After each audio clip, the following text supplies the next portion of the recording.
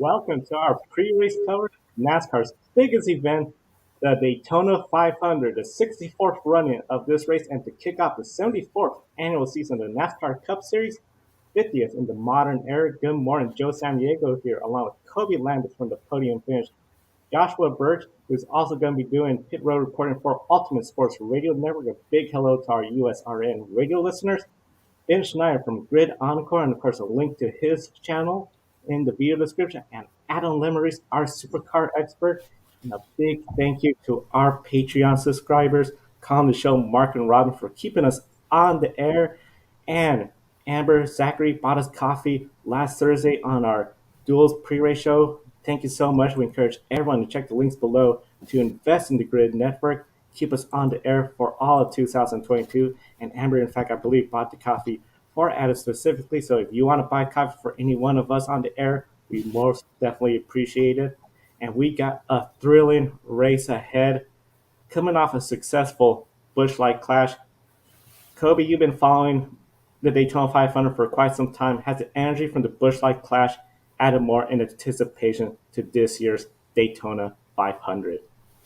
Oh, absolutely, Joe. The Busch Light Clash in Los Angeles was a major success for NASCAR. It just had all the right vibes and almost everything went as well as it could for NASCAR. I think they were very pleased with how everything happened. You know, with the next gen car, it was a highly successful debut for it. They were able to beat and bang, get all over each other, and without blowing a tire. And I think the president of TRD, David Wilson, said that with the Gen 6 car, there would basically be no cars left running at the clash because there was no way those cars could take the amount of contact we saw with these much tougher cars. And I think that bodes well for the next gen car moving forward throughout the season with the anticipation of starting a new era of NASCAR, kicking it off in the City of the Angels and moving to the 64th run of the Daytona 500. There's definitely a lot of excitement heading into this race, and I think it's going to be quite an exciting NASCAR season with a lot of unexpected things that are going to come our way. Yeah, I'll agree with you, Kobe. And first of all, and let our viewers know, all the tickets for this year's Daytona 500 are sold out. The infield is sold out. It's so good to see all the packed grandstands again. Nice to see campers in the infield. And after what we saw at the Busch Light Coliseum, I think this will be a spectacular Daytona 500. How's it all gonna? With this new car, are we going to see pack racing? Are we going to see tandem drafting? Are we going to see, all in all, it's going to be an awesome way to kick off the 2022 NASCAR Cup Series season with the Great American Race.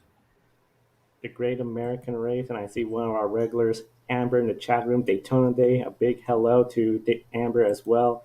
And for all our viewers, comment in the chat room. We'll love to share your questions and opinions on the air.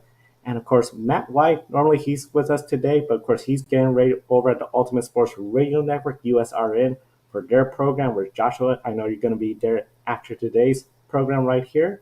And of course, we got Ben Schneider from Grid Encore every Monday on the Grid Network. Now, Daytona 500, this is the big race that garners a lot of international attention for the NASCAR Cup Series. Ben, starting with you, where do you place the Daytona 500, especially with other crown jewel races? Well, in terms of NASCAR, obviously it's the biggest one. You could maybe talk about the Southern 500 at Darlington, the Coca-Cola World 600 at Charlotte being our test of endurance in NASCAR. I guess the Bristol Night Race is up there as well, and the Brickyard 400 for many years at the Indianapolis Motor Speedway.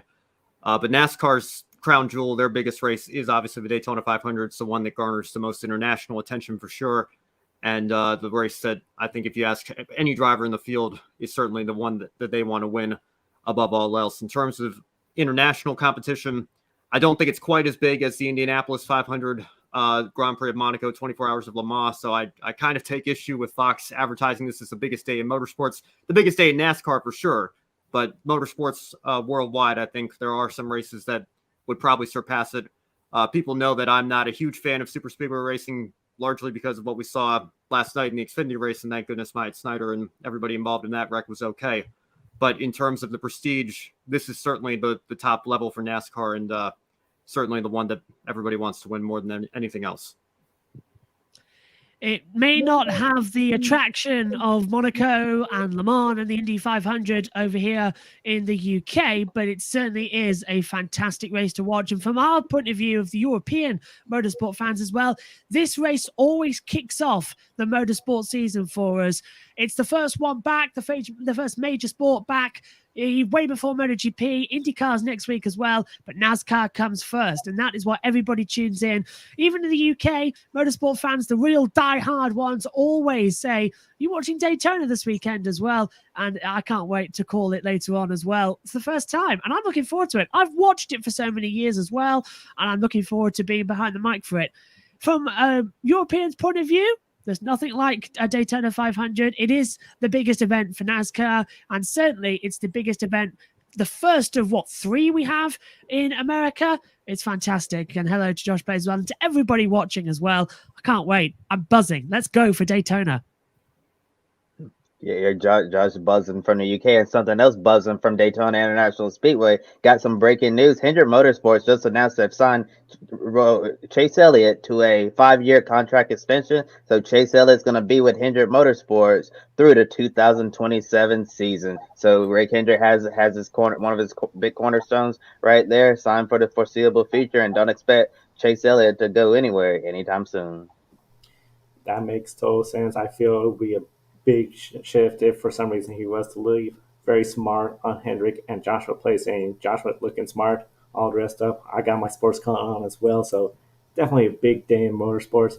And of course, with this big day, this big race, it is just known, as you mentioned, Ben, it's a super speedway race. It is absolutely unpredictable. The nature of this race with the packs that we've seen here, including Talladega, the other super speedway that NASCAR travels to annually, with that unpredictability, we see a lot that can happen, including last year, Michael McDowell going from third place to victory lane. He avoided and survived that early big one on lap 14, which took out a bunch of good teams and racers. Then that last lap, the Penske teammates, 1-2, Keselowski, Logano, they crashed out. He survived, and had that caution came out maybe a couple seconds later, Chase Elliott, who just, as Kobe announced, had that contract extension signed, he could have potentially been the winner. But just the way it goes, the moment the yellow came out, Michael McDowell was the winner. And definitely, it's going to be really interesting because he's in the Ford. They're looking good. Last year, that race really settled down to just Toyota Chevrolets, and most of the big names were out. So Michael McDowell starting sixth. I think he's not going to exactly have the easiest race. Ben, what kind of race does Michael McDowell need to put himself in contention for that win of the Daytona 500? Well, he's got to keep it clean to the end, and he's done a very good job of doing that these last couple of years. Obviously, winning the race last year, avoiding the two Fords spinning in front of him on the last lap.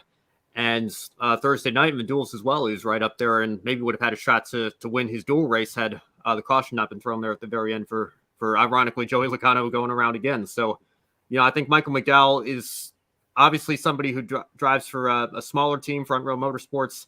They showed small signs of improvement last year. I think last year was probably their best season that they've had together so far, not just because of a 500 win, but I think you saw their performance improve slightly throughout the entire year as well. I think they started the season with 3 straight top 10 finishes, which for a team like that is pretty phenomenal. In terms of what McDowell needs to do today, I think it's going to be a pretty tame race. So it's all about trying to position yourself to be up front towards the end and go for the move on the final lap. And it worked out for McDowell last year. So I think, this is one of those races where if you work the draft right, if you have a fast car, all you have to do is be in the right place at the right time. In the end, you'll find yourself with a shot to win. And I think McDowell can certainly do that once again today. Yeah. And also, I want to say hi to Amber and Josh Plays in the chat room. And you were mentioning Penske. Well, today is the captain, Roger Penske's birthday. So could we see a team Penske driver give the captain a really cool birthday present? we'll see. But getting back to Michael McDowell, I think he has to have a smart race, smart pit stops, and I believe if he's in the top 5 or top 10 with under 10 laps to go, I think we could see Michael McDowell go back to back. Amber says, I don't see him winning it. All right, Amber. And I know you probably have a pick, for the Daytona 500. So stick around until the end of the show where we all will talk about who we think is going to win the Great American Race. So for me, Mike McDowell has to have a smart race, safe race, smart pit stops, and I think if he's in the top 5 or top 10 with under 10 laps to go, since we all know under 10 to go, it's all or nothing. I think we could see Mike McDowell go back to back and repeat as this year's Daytona 500 champion. Those Fords have looked awful strong, especially what we saw in the duels and in practice. I completely agree with what you two have said as well, because I can't see him winning it. There's a chance, but very much last year, it seemed to me watching as a viewer, it was a bit of a potluck situation. Several times we do see for the 500 won like that as well, but did he go on to win any other point of the season? No, only won once as well. He does start actually 6th on the grid. I'm not going to say who my pick is, but he's inside that top 10 on the grid as well. But he's got so many fast drivers ahead of him. Kyle Larson, Brad Keselowski. Keselowski, of course, coming off a dual win earlier on in the weekend. We've seen in the duels as well, it's some calm racing, but big ones can happen. And as you say, the last 10 laps, we've got to be really focused on those guys inside the top 10. That's where we'll see possible accidents happen. And how many races is now? 3 races of the 5 we've had so far at Daytona, all cautioned on the last lap and ended under the yellow. So it's not going that well for whoever is inside the top 10. I'll be crossing your fingers, crossing your toes, and wearing your lucky underwear in the car tonight. Yeah, a little bit of luck goes a long way in this race. And one of the unique things, if Michael McDowell does this, he'll join Sterling Marlin as the only driver to win his first two career Cup Series races in the Daytona 500. Sterling Marlin, 94-95, then started winning races in his career. Michael McDowell trying to repeat that if he could win 2 in a row. Yeah, and if the blue-green vacation duels are any indication of what we'll see today, teammates and manufacturer support will be key. Toyota only have 6 cars in the field. The fewest of the 3 manufacturers, Kyle Busch, highest starting Toyota driver in 10th place. However, directly behind him in rows 6 and 7, Christopher Bell and Martin Truex Jr. Do you think Toyota needs to add more Cup teams in the future, especially for the super speedway races? Yeah, I do. And we have a comment from Josh Blaze in the chat room. He says, still can't get over that the driver walked away from that fiery crash last night. Just shows how high the safety is in NASCAR. And for those of you who don't know what Josh Blaze is saying, last night in the NASCAR Xfinity race, we saw driver Schneider. He flipped over and went into the catch fence, and it basically destroyed his race car. Even the engine popped out. And I think, Toyota to me really hasn't had a lot of speed at Daytona this week. So I don't anticipate a Toyota winning the Daytona 500 later on today. I do think it is somewhat of a disadvantage in numbers. I think when you especially compare it to how many Chevrolets, how many Fords we have in the field, only 6 Toyotas is it's a pretty low number. I guess, some smaller teams like MBM may run Toyota sometimes, but A, both of their cars fail to qualify, and B, they don't have the factory support that Gibbs and 2311 have. So I think it would be beneficial on the plate tracks for sure, the super speedways, for Toyota to look at maybe trying to recruit another team or two a few years down the line. If it didn't happen with the shift over to the next gen, it's hard for me to see the next great opportunity for that happening as teams continue to try to get adjusted to this brand new car. I got to think they aren't going to want too much major change like that, like going to a whole new manufacturer. So it might take them a couple of years, but in terms of what it means for Toyota today, you know, Denny Hamlin's won 3 of the last 6, so it can't be. It's not a disadvantage that he certainly can't overcome. And you know, Bubba Wallace, Kurt Busch, with 2311, they both looked strong at Daytona before. Kurt won this race in 2017, so I think. Could we see a Toyota win today? Yes. I'm not going to pick one of them. It is a little bit of a disadvantage, but you start the race, you have a chance to win it. Denny Hamlin's won it several times. I think they certainly have a shot. And TRD President David Wilson was saying that Toyota is interested in adding more Toyota Cup teams, but not right now. They said they're waiting for the right moment to add those new teams, and I'm wondering that's probably going to happen next year or the year after that, because like you were saying, man, I really believe that's a disadvantage in the draft, although it's not entirely impossible for Toyota to win the race, considering Denny Hamlin's is Toyota's most successful super speedway driver. As you mentioned, 3-time Daytona 500 champion who has not finished outside of the top 5 since 2017. And Amber is asking who has won the 500 on a Toyota besides Hamlin. I believe out of the current lineup of Toyota drivers, Kurt Busch is the only current Toyota driver in the Cup Series who's won a 500 beside Hamlin. That was in 2017. I believe so. Out of 6 Toyota drivers, only 2 current ones have won the Great American Race. And Denny Hamlin, although he's Toyota's most successful super speedway racer, he's starting deep in the field in 30th after spinning out on pit road, and Toyota just completely missed the pit strategy during green flag pit stops in their duel. So here's my question. Do you see Denny Hamlin finishing in the top 5 for the 5th consecutive year, or potentially winning his 4th Daytona 500? Absolutely, I can see him finishing in the top 5. It's a crazy, crazy race. Do I see him winning from 30th? No, not a chance. It's too far back as well. He's got to be careful on the opening lap not to get involved in anybody else's accidents as well. If the big one happens further up the field, does he have time to avoid it? Will he avoid it if it happens? It's a very dangerous place to be. He's 30 out of 40 cars. So that's an awful lot in front and an awful lot still behind as well. Pit stops, I think, for him today are going to be the crucial. How long can he push the fuel? How long can he push the tyres? And he's maybe, with the cautions that come out as well, we're bound to see them, he can get lucky and get up the field. But I can realistically see him inside the top 5. Winning this race? Absolutely not. I have to be a little bit different when it comes to Denny Hamlin and the chances of him winning this race. With this race, 500 miles, I think what he's really going to need is run a really smart race, and he has to be careful because it seems with this brand new car, if you lose that draft, it's much easier to lose the draft compared to the past cars. So he can't just ride around the back. He has to run a really smart race and not get caught up in the big one. We know we're going to have at least 2 yellow flags for the stage breaks. Those are opportunities for him to catch up. The big thing, as you mentioned, Josh, the pit road, the pits, that's going to be huge potential benefit for him to try to catch up. And at the end of the race, I anticipate he'll be within the top 10. If he finishes in the top 10, hey, that has to feel like a win, even though it's a Daytona 500. It still has to be disappointing. But I do think he does have a slightest chance of winning the Great American Race.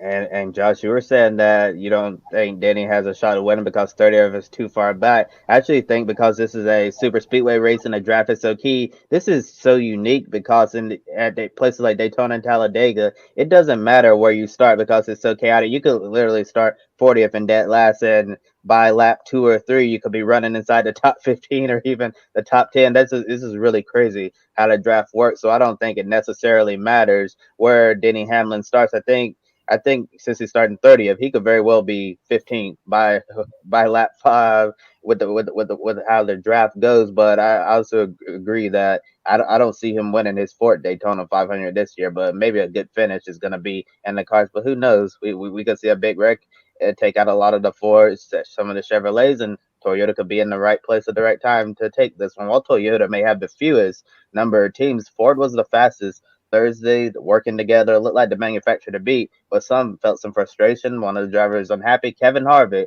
He wasn't happy at all with his Ford teammates because because they didn't find out to get Harvick in line with them, and Harvick fell back and got a worse starting spot for the Daytona 500. And on radio communication assumed that Team Penske had called off the plan. And on the final lap of Duel 2, Joey Logano made a late move to block a run by Chris Buescher, exited turn 2 and made contact. Logano crashed. Harrison Burton got some damage too.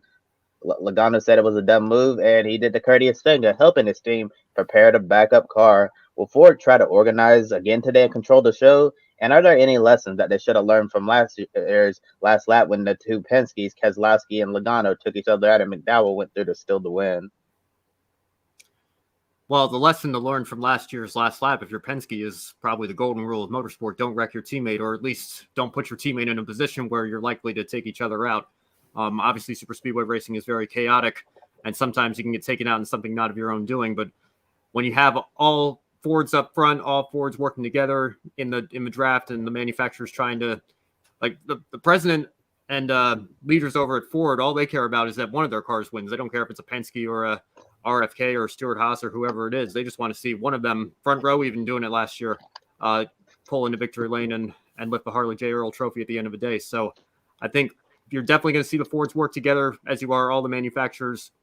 I'm picking a Ford to win today. I won't get into who specifically until we get to the end of the show here, but I think Ford have looked very, very strong all week long.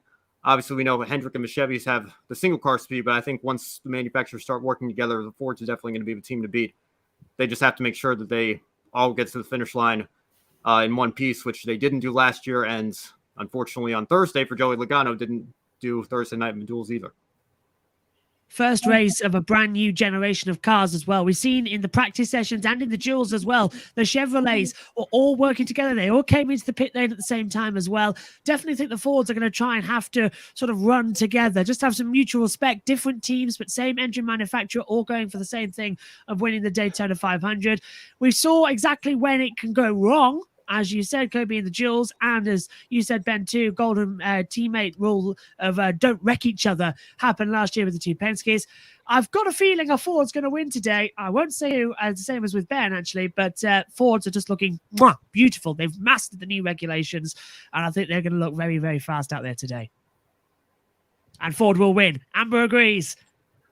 Yeah, I also believe a Ford's going to win today, and like you guys are saying, not going to get into that yet. We'll see if it's going to be a unanimous consensus that a Ford driver is going to win, but definitely with a beautiful looking Ford Mustang next gen 7th generation Cup car, they definitely jumped out of the box very fast, and it's going to be interesting to see how the manufacturer war is going to go this season, with Ford starting off fast and Chevy and Toyota have a little catch up to do. And last but not least, Chevrolet outnumbers the Fords today by 18 Chevys compared to 16 Fords. The Hendrick cars were the fastest in qualifying. Conservative dual races by HMS. They didn't really take any chances. Don't want to risk tearing up those cars. Ford occupies 7 of the top 10 starting spots. 2 Chevys leading the field to green. Kyle Larson and Alex Bowman. Can Larson and Bowman hold off the Fords early, or since there's so many Fords up there, do you anticipate them ganging up on them and taking the lead early? That's exactly what I anticipate. Early on this race, the Fords are going to have the lead. Bowman, Larson, no matter what they do, whether they try to lead each lane, one of those lanes are going to get away, the Fords will just gang up on that Chevrolet that's leading. If Bowman and Larson try to orchestrate where they both are in one lane, the Fords will go on the opposite lane, outmuscle them with their number of Fords in the top 10. So I anticipate Fords to lead the first stage, the majority of first stage, and potentially win the first stage. What the Chevrolets need to look at is, okay, making their car faster throughout the race and position themselves at the end, because we know when there's 10 laps to go, if you only have like 2 Fords, 3 Chevrolets, and Toyotas in that top group running, suddenly the brands are not going to matter that much, and it's going to be who could get me to the front. And I think, especially with Larson, Elliott, Bowman, if he's up there, those 3, if they're up towards the front near the end of the race, I think more drivers are willing to work with them to try to get the win. Yeah, I'll agree with you, Joe. And I'm actually saying that a Chevrolet driver will win the Great American Race, and it's someone from Hendrick Motorsports. So stick around with my pick. The Fords have looked, like I said earlier, the Fords have looked awful strong all week in Daytona. But we saw Hendrick Motorsports in qualifying, and they always have fast cars in qualifying. And I believe if Chase Elliott and William Bowman can get to their teammates, Kyle Larson and Alex Bowman, who are starting on the front row, there's a lot of other good Chevy teams in there as well. Don't count out Trackhouse Racing. Ross Chastain looked really strong.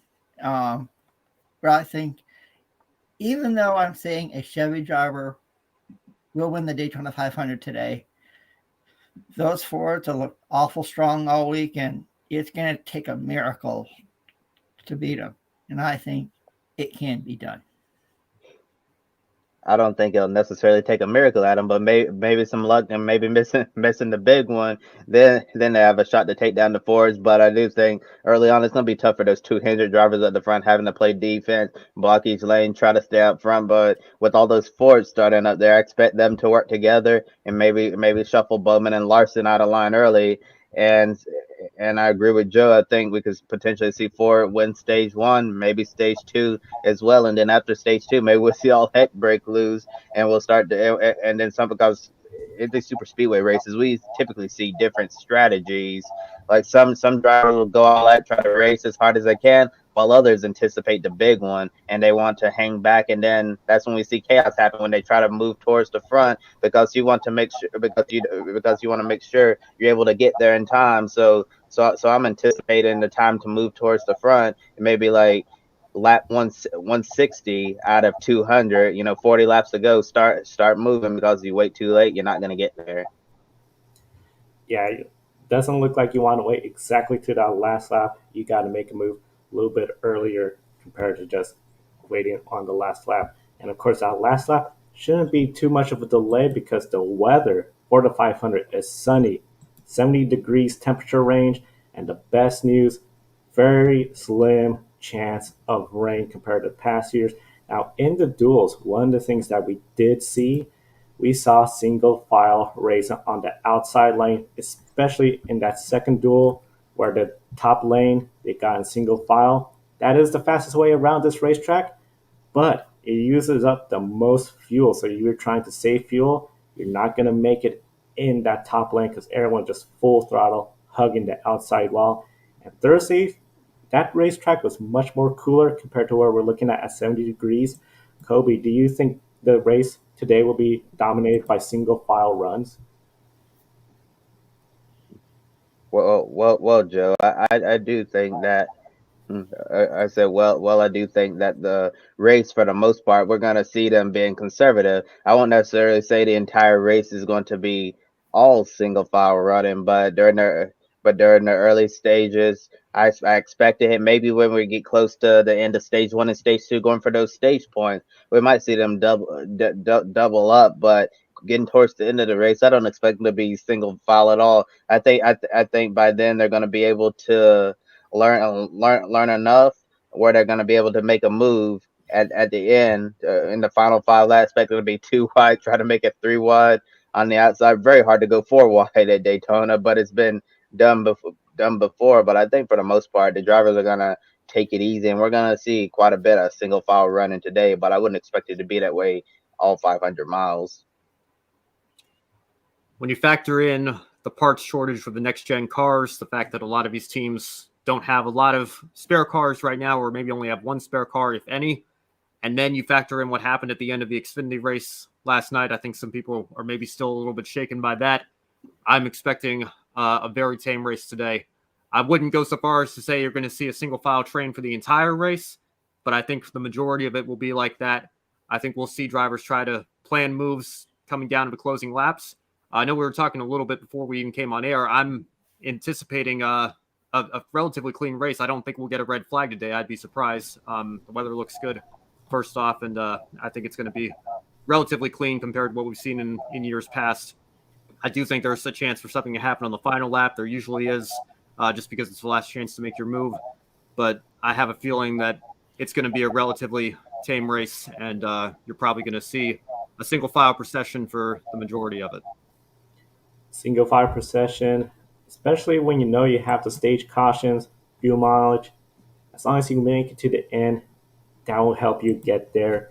Big thing, of course, with those stage links, as you can see the links on the screen, pretty much the first two are always even, but then that second one, 70 laps, so that's going to be a little bit longer. The stages, of course, adjusted just about annually by NASCAR, and we've seen drivers push for those stage point wins. I mean, we've seen drivers miss the playoffs because of 1 point, as low as 10 points. So if you could get a stage win, 10 points, that could be huge for your playoff run. And the big thing, of course, we see in the last couple of races here at Daytona where drivers sometimes get a little too aggressive when it comes for those stage points.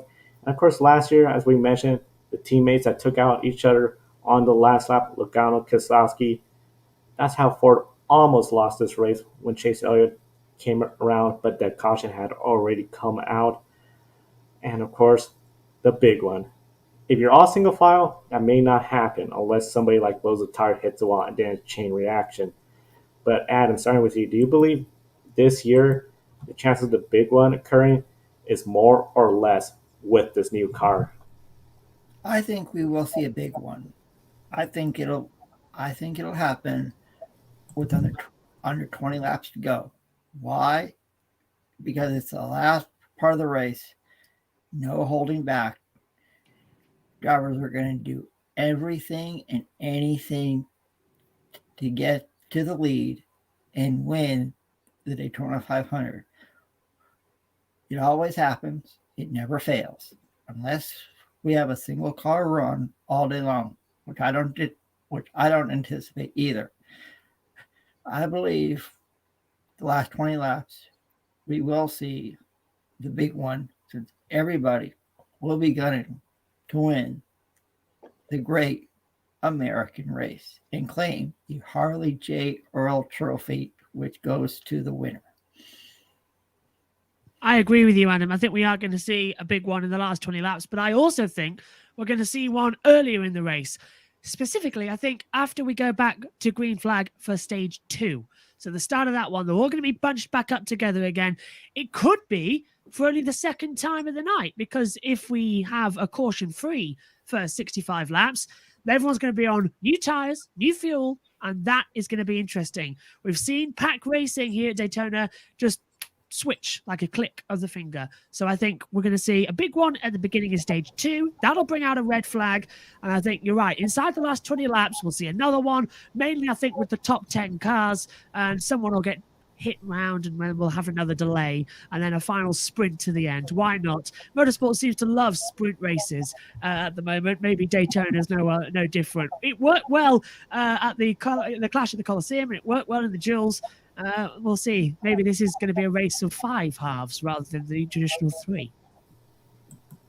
It seems with the super speedways, red flags, as you mentioned, sometimes should be a factor when it comes to strategy. Of course, in NASCAR compared to other series where in the red flag you could work on the car, in NASCAR all the cars stop, you cannot make a change. Even if you're in the garage area or pit road working, you have to stop, wait for the caution to come back. So it could be something it'll be really interesting to see. And we've seen a couple big ones, particularly Truck Series and in the Xfinity Series. Both of them are current in the closing laps. And of course, there are several drivers that we want to take a quick mention of racing this past weekend, including some of the female racers at Daytona.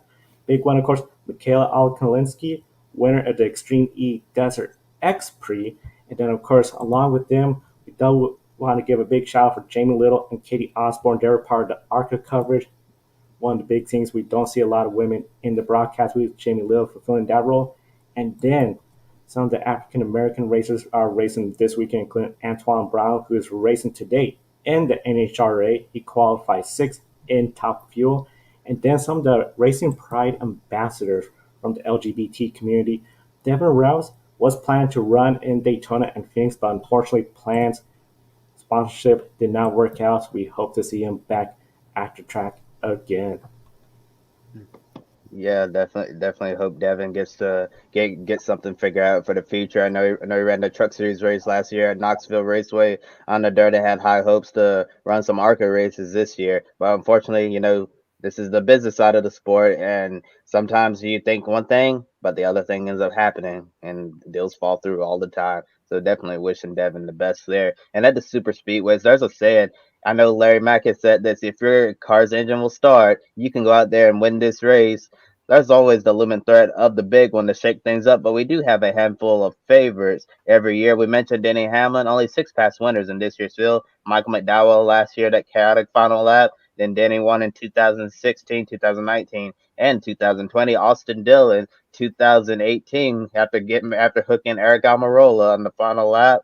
Kurt Busch, we already talked about him, won 2017. Joey Logano in 2015, and Kevin Harvick way back in 2007, the first ever NASCAR race I ever watched. That spectacular photo finish with Mark Martin and Clint Boyer sliding across on his roof upside down on fire. And out of the past winners that we have in the field, which driver has the best chance of winning again?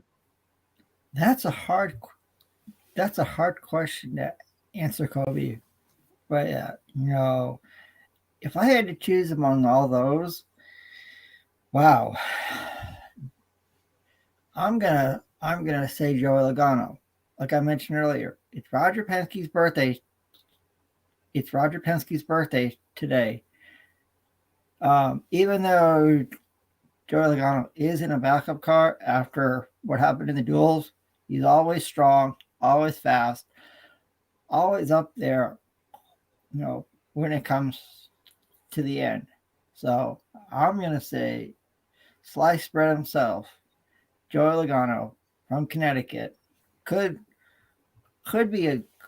win this year's Daytona 500 and make Roger Penske a very happy person on his birthday. I'm going to go with the theme that we almost all of us here seem to have today, and that's that a Ford is going to win. The Fords look very, very strong. So I would say that narrows it down to Michael McDowell for front row, Joey Logano, as you just said, Adam, for Team Penske, and then Kevin Harvick driving for Stewart-Haas Racing. I would probably say Logano as well, based on what we saw in the duels. But there is a little bit of an unknown with the backup car situation, so we'll just have to wait and see. Yeah, the backup car situation, that's something we'll have to wait and see, as you said, how that will unfold. Sometimes the backup car actually ends up being much better than the primary, and other times it's on the opposite end with the backup car not nearly having enough speed. But I do have to agree with you, considering what we've seen in the duels in last year's Daytona 500. I do think Joey Logano is probably the best bet to get his second Daytona 500 victory. And Amber asking, is Stewart-Haas Racing struggling? Well, Amber, I think it's really too soon to say Stewart-Haas Racing is struggling. We know all the struggles they had in 2021, not nearly looking like the same team as they have in the past. I mean, even Kevin Harvick went winless, which was really crazy. And Eric Almirola won at Loudon, and Almirola had a dismal season for the most part, with all those bad finishes. And Harvick still had a decent season, but not by your typical Kevin Harvick and Stewart-Haas Racing standard. I say give it several races with Stewart-Haas Racing before casting judgment whether or not they're performing well or struggling. And in this year, we have 3 rookies contending for the Rookie of the Year award: Austin Syndrick from Team Penske, Harrison Burton from the Wood Brothers Racing, and Todd Gilliland from Front Row Motorsports, driving that number 38 car that his father, David Gilliland, also drove for the same team years ago. However, Austin Racing last year's Daytona 500 got caught up in that last lap crash with his teammates. Brock Beard tweeted a really interesting thing that I'm certainly going to be paying attention to throughout the race. Brock said in 2011, Trevor Bayne got damaged in a last lap crash in his duel. The Wood Brothers completed repairs, did not have to go to a backup, and this was also Trevor Bayne's second Cup Series start. And Bayne won the Daytona 500 on February 20th, which is today. The year now is 2022. Harrison Burton involved in a crash on the last lap of his duel. The Wood Brothers made repairs, did not have to go to a backup. This is also Harrison Burton's second career Cup Series start on, once again, February 20th. Starting with you, Ben, since you're with Brock in last car, could history repeat itself with Harrison Burton, or do you see the other 2 rookies having a better chance of winning? Yeah, great minds think alike, I guess, over at LastCar.info, because I noticed this yesterday as well after I saw Harrison Burton was leading the timing sheets. I think the only difference is Bayne's start, I believe, came with the Wood brothers. His only start before the 500. Harrison, of course, ran Talladega last year with the Gaunt brothers racing team with Toyota, and now he's, of course, in the Ford camp. Listen, Harrison is in a Ford. He's looked very fast this weekend. I think if anybody can do it, it's somebody like him. And I think the stars have certainly aligned. It would be one of those weird coincidences or strange times where the numbers just align almost perfectly compared to what happened 11 years ago with Trevor Bayne. So absolutely, Harrison Burton's got a shot. What a story it would be if he could be the one in his first ever race with a brand new team to take the Wood brothers to their 100th Cup Series win. They've been waiting for years now to get that done. Matt DiBenedetto came close a couple times, but Harrison Burton could be the one to finally carry them across the finish line first and get that 100th win. Thanks for that. Just writing that down. How do I make myself sound more eligible for radio commentary? I'll note that stat down. That is fantastic stat.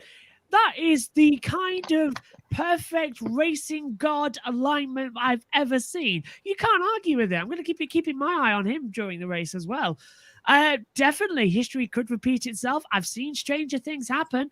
Formula One has certainly had several cars run with certain numbers on certain dates, and it wins again. The most interesting one I found as well was the fact is that it's not a great race as an example, but 1994 Japan and 2014 Japan both debuted rookie drivers in a test session that went on to be world champion exactly 5 years. What was it? Exactly 7 or 8 years later. So that's an interesting little fact. But I don't think it's going to be happening because I've got my eye on another rookie that you mentioned as well, Austin Syndrick as well. I think he's going to be the best one for the Rookie of the Year here. I've mentioned it in the tweet I put out earlier on as well. Technically, he's a rookie. He did start a race last year, as you know, but it's his first race in that number 2. And personally, I think the Penske's are quite good when it comes, unless they don't hit each other. Yeah, and I'm sure Roger Penske doesn't want to see that happen on his birthday because that would be the worst birthday present his drivers could give him, to crash out 2 years on the road, begin at the field. And Harrison Burton and that Wood Brothers Ford Mustang, they do share a technical alliance with Team Penske, so that Wood Brothers Ford is essentially an unofficial Penske car since they build that car for the Wood Brothers. And I do think we have a chance to see history repeating itself today. And I also agree with what you said about Austin Syndrick, Josh. I think looking at the season as a whole, out of all the rookies, I think Austin Syndrick stands a better chance of winning a race, especially with all the road courses we have on the schedule. And looking at Austin Syndrick and his career, Austin Syndrick has quite an extensive road racing background. He grew up racing open wheel cars and a lot of success at sports cars before turning his attention to NASCAR. So if I had to look at like the whole season, I think Austin Syndrick stands a much better chance of winning with all those road courses on the schedule. But we'll definitely be keeping an eye out for this interesting stat to see if history can repeat itself twice with Harrison Burton. And lastly, we have several drivers looking for their first Daytona 500 win, and this includes 5 NASCAR Cup Series champions. It's really crazy. These drivers have accomplished so much already in motorsports, but they still don't have the Daytona 500. Those drivers include Kyle Larson, Chase Elliott, Kyle Busch. I know that's a real surprise. Kyle Busch has accomplished pretty much everything there is to accomplish in stock car racing. And the Daytona 500 is the only box left unchecked that has escaped him up to this point. And Martin Truex Jr., remember that photo finish with Denny Hamlin? Truex was only just inches away from winning the 500, but didn't get it done. Brad Keselowski in contention last year, but taken out with Joey Logano on the final lap. So out of those past champions, still looking for their very first Daytona 500. Which one has the best shot at winning today? I'm a massive fan of Brad Keselowski as well, with him being a fellow media man, of course. Oh, thank you very much. And, yes, I have suited up very nicely for today. I'm a massive Brad Keselowski fan as well, because he's a fellow media man like us as well. His training was in broadcast media. He steps up into the comm box sometimes as well when they do the driver swap around. So I really would like him to get his first 500. He came so close last year, as we said throughout the program. But looking at that, I think it would be nice if we could see Kyle Busch maybe get a win. As you say, Toby, he's done everything there is to do in NASCAR. And without Jimmy Johnson there anymore, he's sort of got like a great opportunity to finally get up there. I mean, this is the second season without Jimmy now. Let's see what it's going to turn out. But yeah, my pick there, Brad Keselowski or Kyle Busch to maybe get today's win. But they're not my pick a winner. Oh no, I've got a very special pick a winner coming up. Yeah, out of the champions, my pick a winner, well, it is a Ford person. And if I'm looking at the Fords, Brad Keselowski stands out, which is very interesting. And also, Tommy in the chat room, happy Daytona Day. Thank you so much for tuning in. Be sure to follow us on Twitch as well if you're watching us on Twitch. It's interesting with Keselowski. Before this weekend, especially after the Busch clash, I was thinking, okay, Roush Fenway still has a way to go to improve. But one of the big things this speed week, the duels, both RFK vehicles won their duels. That's not something that just comes out of luck. That's something where, okay, they got something going on. Now, yeah, we do know they had their wheels confiscated along with Team Penske wheels. Still no news about that, but of course we'll be following that. But I think Brad Keselowski, out of those past champions, I think has the best opportunity. He's in the Ford. He has the support around him. And overall, when you look at the Chevrolets, they're going to need a little bit of luck and some strategy to get them towards the front. And the Toyotas, they're just lacking the numbers. So I think I got to go with Brad Keselowski on that list to have the best chance of winning. Yes, I totally agree with you, Joe. I think Brad Keselowski certainly has the best chance of winning the race. And like you said, after the Busch Light clash at the LA Coliseum, like you, I was thinking, oh, it's going to be a character building season for Brad Keselowski, and he's going to be running like mid pack in the Cup Series, struggling. I mean that very well may happen at some races, but I was very surprised at the speed of these RFK Fords in the duels. I did not expect them to sweep Duel 1 and Duel 2 at all. I don't know if he's still with the team, but the guy who was really good at building these super speedway cars was a longtime NASCAR crew chief Jimmy Finning. After he retired from the box, they sent him to oversee their super speedway program, and he's really helped elevate that team super speedway program. So if he's still there, sure he had quite a hand in this. And no, Brad Keselowski has a lot of new ideas and all of that. And considering Ford's performance and how RFK did in the duels, I certainly think that Brad Keselowski certainly has the best shot of going to victory lane. And before we move on to the next segment, I want to note something that NASCAR just posted on their social media accounts. You know, February being Black History Month, for the first time in NASCAR history, we have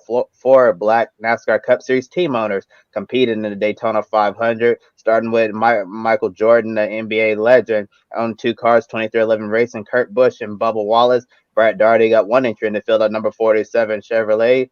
Ricky Stenhouse Jr. Then we had the money team, Floyd Money Mayweather, the famous boxer, got Kaz Garland at number 60, and then the NY Racing team, John Cohen, the number 44 Chevrolet, being driven by Greg Biffle with sponsorship from an HBCU, Grambling State University. So wanted to acknowledge the history and the making of the day. Really excited to see four Black NASCAR Cup Series team owners in the series. And next, moving on, we discussed past winners, rookies, champions, and the rest of the field. Drivers with wins like Alex Bowman, Ryan Blaney, Eric Jones, and Bubba Wallace. Winless drivers like Chase Briscoe, Tyler Reddick, and Daniel Suarez still looking to get Cup win number one. And drivers not running full time, like I mentioned, Greg Biffle, Daniel Hemrick, Kaz Grala, and 1997 Formula One world champion Jacques Villeneuve, and Eric Almirola, who's making his final Daytona 500 start since he'll be retiring at the end of the year. So, which drivers out of the best of the rest group will you be watching closely throughout the race? Out of the best of the rest group, the two drivers I'll be watching closely, Eric Almirola is in a Ford. He's always been good at Daytona. He has won at Daytona for the Coke Zero Sugar 400. And Tyler Reddick, he seems to be on everyone's radar, especially after his performance in the Busch Clash. I think he's overdue for a win, and he could do it right here at Daytona. I mean, I don't see why he wouldn't. Yes, he's in a Chevrolet, but he needs a clean race. And if he could find a Chevrolet like the Hendrick Chevys towards the end of the race, they'll push him, and then he just has to block for those last few laps. And I think he can get the job done and win the race. Yeah, and I'll mention Kobe. You mentioned that this is Black History Month, and we also have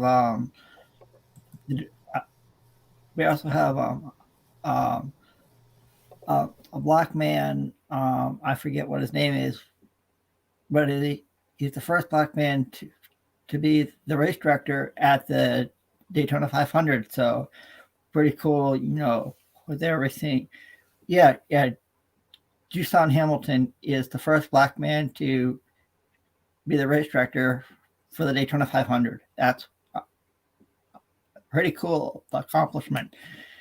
Getting back to this question, a couple of hours I'll be looking out for. One, I'll say Bubba Wallace. Yeah, it was a rain shortened race last year at Talladega, but when it comes to super speedways, he's always up there, always fighting for the win. So I think so one driver to me is Bubba Wallace. And the other driver, well, I'll go now and say Talladega as well. He drives the Chevrolet for Richard Childress Racing.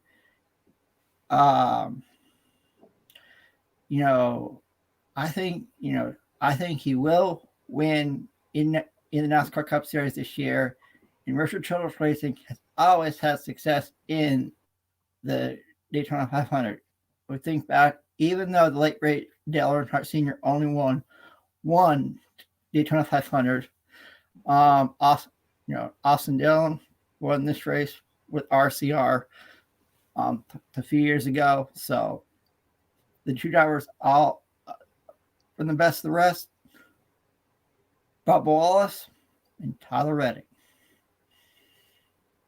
And the one driver that I'm going to be watching is the 1997 Formula One World Champion, Jacques Villeneuve. And I don't think many people had him making the field because Team Hesselberg had some troubles in the test session last month. They weren't fast at all in single car speed, and they've really been having a lot of teething issues this week down in Daytona. With a brand new team trying to get everything together.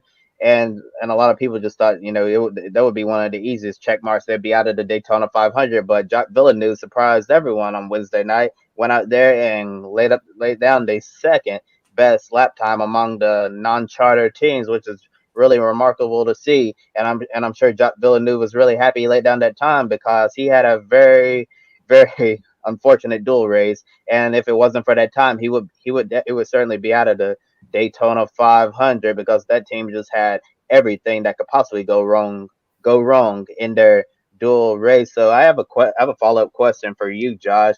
So looking at Jacques Villeneuve's accomplishment, the years he spent in Formula One, winning the World Championship in 1997, winning the IndyCar Championship and the Indy 500 as well, how significant is this from a motorsports global standpoint, having a former Formula One World Champion in the Daytona 500? It's massive. It's massive because finally we've got an ex-F1 driver who's gone over as well that actually still likes Formula One. Well, Pablo Montoya, of course, went back to NASCAR, but he left Formula One under a very, very dark cloud and hasn't really spoken fondly of it. Only in the last year or two has he really come back. But Villeneuve is still involved heavily in Formula One across Sky Italy and Sky F1 in the UK as well. He appears every now and then. So I think it's fantastic as well. And it's good relations as well, because I've seen Formula One have been talking about Villeneuve ever so slightly. But it's an unusual one, the Villeneuve connection going to IndyCar. It took me aback when I saw it as well, because he was a legend, of course, in IndyCar, won the kart series, won the Indy 500, came over, then won in the second year the F1 World Championship against Schumacher. But very surprised because his father, Gilles, of course, raced in Formula One, missed out on several titles, annoyingly.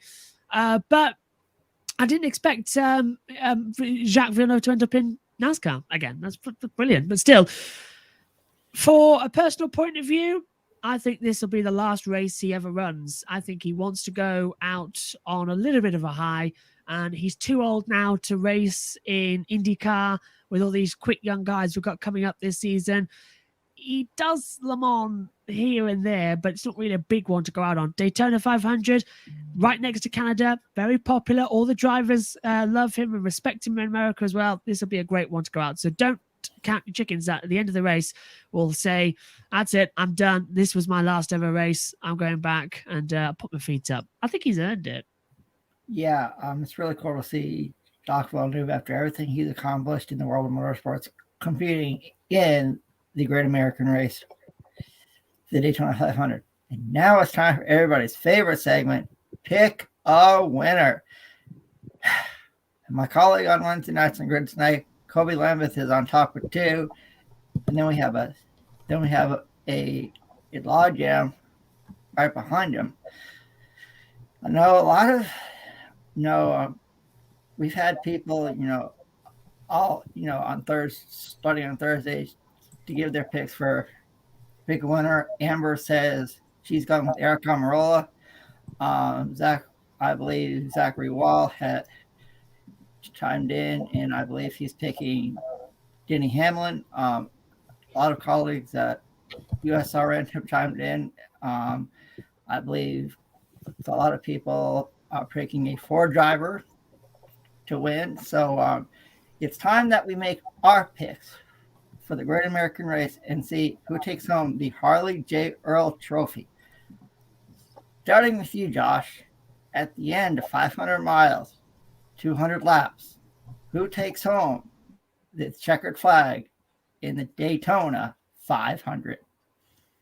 This driver I have gone for drives a Ford, was leading quite a lot in the first duel, and they made contact with the team owner and driver as well. I'm going for Ryan Blaney to start. Starting 7th on the grid, he's going to win the Daytona 500. I think he's got the best pace. He knows how to handle himself up front as well. And the dual races certainly proved to me that he had quite a quick car once he was out front. But let's not get into what happened later. If he can keep his nose clean, though, I'm going for that Ryan Blaney to take his first Daytona 500. And he's a Ford driver. Last year, Joe picked Kyle Larson among every race. Okay, Joe, I think I've got the momentum now. I'm picking Kyle Larson, the pole sitter, to win the Daytona 500. Yes, Amber, I'm picking Kyle Larson again.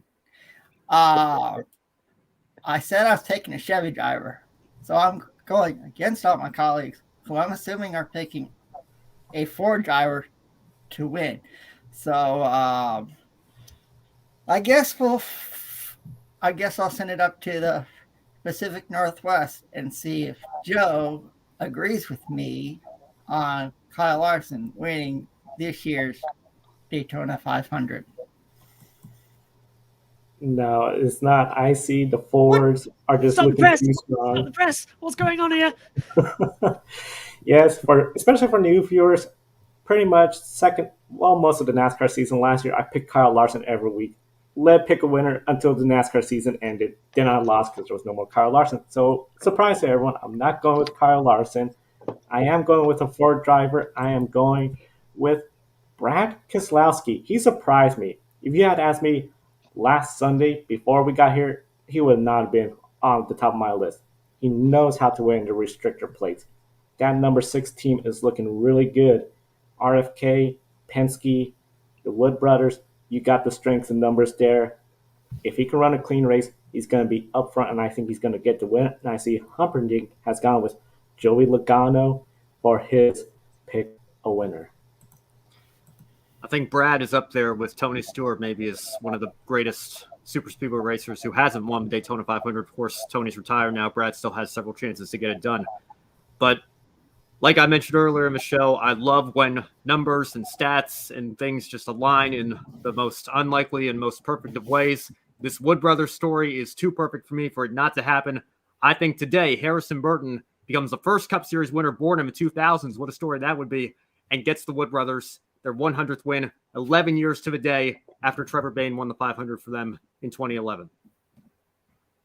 Wow, Cup Series winner in the 2000s. We're really getting old here, but I'm also I have to agree with Joe here. I think Brad Keselowski is going to win his first Daytona 500, and when he wins the Daytona 500, I think it's going to be a very emotional post race scene. Combine all the emotion, all the hard work that he had to do over the off season, and the leap of faith he had to take to leave Team Penske, a place where he could have finished the rest of his Cup career, but he wanted to own a Cup Series team. He wanted to add this to his legacy, and it was a huge risk for Brad Keselowski, leaving a comfy seat over with Roger Penske to head over to Roush Fenway, where they've been a program they're trying to get back to the glory days, but they haven't been able to reach that. And I think Brad Keselowski is going to put that team in a position where he can take Roush back to the glory days, and they'll start off with him winning the Daytona 500, and also during the offseason, his father Bob Keselowski passed away, and that's where I think all the emotions are gonna come down. There, I'm sure Bob is looking down on Brad, and I think it's gonna be a really great race for that number 6 Ford Mustang.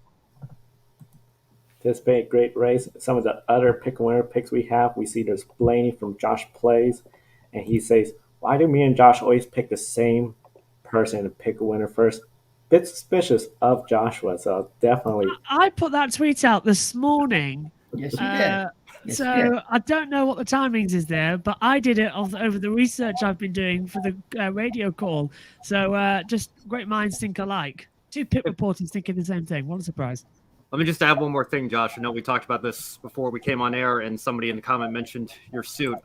If Jacques Villeneuve finds a way to win the race today, I'll join you and put a suit on myself for the post-race show tonight. So we'll see what happens there. And I'm the Dear only racing gods. person, and I'm the only person I'm up against. I'm the only person picking a Chevrolet, and I have 4 of my colleagues picking Fords. Oh boy, I'm outnumbered. Oh well. Looking quickly Ford. on Twitter, I do see Edward Hunter went with a Chevrolet. He went with Greg Biffle, so that'll be really interesting. Matt Wow. went Wow. with Ryan Blaney. At least I'm not alone. So it's going to be really exciting race. We encourage everyone. So make your pick a winners on Twitter with the hashtag pick a winner. We'll look for it so you can get on the leaderboard. And of course, we'll have that updated leaderboard tonight on Grid Live wrap up approximately 90 minutes after the race. So be sure to subscribe to the Grid Network so you don't miss when we go on there. And of course, Ben, I know Monday you'll be back Grid Encore following the NASCAR Xfinity Trucks ARCA series, including the ARCA race at New Smyrna Raceway.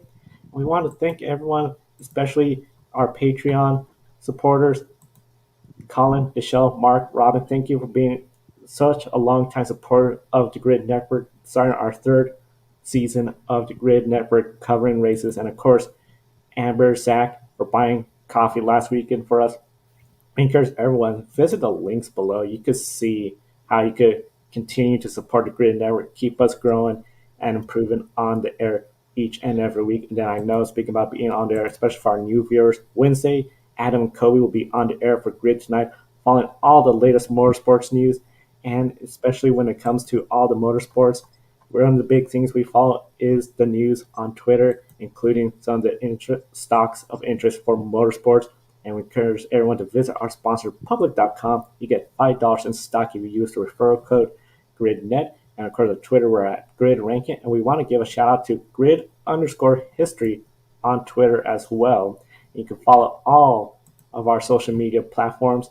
Go to gridranking.com. There in the bottom of each page, you'll see a link to all of our social media accounts. And definitely stay in touch with the Grid Network. We love answering questions on the air, chatting with everyone. And we're just so thrilled and excited for this race, because then after this, next weekend, we have IndyCar. A few weekends later, MotoGP is back. And then the first Sunday of April, Grid Ranking. And then, of course, we're then less than a month away from that point to the Indianapolis 500. So motorsport season is back. We're excited, and we want you to be part of the year with us. For Kobe Lambeth at the podium finish, Joshua Burch, who's going to run over to the USRN studios for radio coverage, be sure to follow him. Link in the video's description. Ben Schneider, link to the video description to his channel. And Adam Lemerise, our supercar expert. And Joshua Plays just wanted to remind me, don't forget about IndyCar. Yep, that's coming up later this month, next weekend, in fact. I'm Joe Samaniego. Thank you for watching today's program. Enjoy the races. Don't be an anonymous investor. Join the stock market social media platform, public.com. Invest any amount of money and share with friends and new friends. Discover new opportunities, such as new companies and potential business partners, and useful tools for beginners, and share your experience with friends on public.com. Link in the video description gets you $5 for being a Grid Network viewer. Use the referral code GridNet for your free $5 to invest. Start investing and networking on public.com.